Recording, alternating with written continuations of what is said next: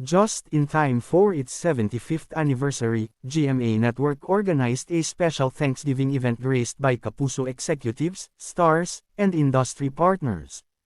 During the event, Barbie Forteza and Alden Richards were named Kapuso Heartthrobs, while Michael V and Jillian Ward were hailed as Mr. and Ms. Congeniality. Here is the complete list of awards given to Kapuso stars during the event. Kapuso Female Heartthrob Barbie Forteza. Kapuso Male Heartthrob Alden Richards. Mr. Congeniality Michael V.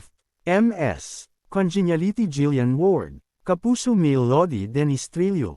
Kapuso Female Lodi Marian Rivera. Special Citation, Makajos na din sa Monte and Yuen Michael.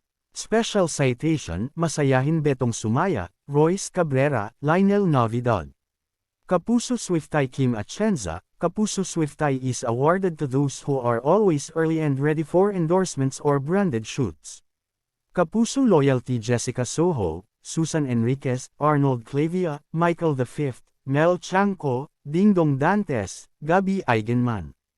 Kapuso Star of the Night Boy Abunda. Kapuso Star of the Night Rian Ramos, Shanti Vidal, Glyza De Castro. Kapuso Mo, Pitu Chesta Fausto, Zephanie, Angel Garjan, Sean Vesigas, Marco Massa, Anton Vinzon, Bruce Rowland. The Thanksgiving party was held in Makati Shangri-La on Wednesday, with the theme, Denim and Diamonds, to reflect the colorful and shining history of GMA Network in its Diamond Jubilee.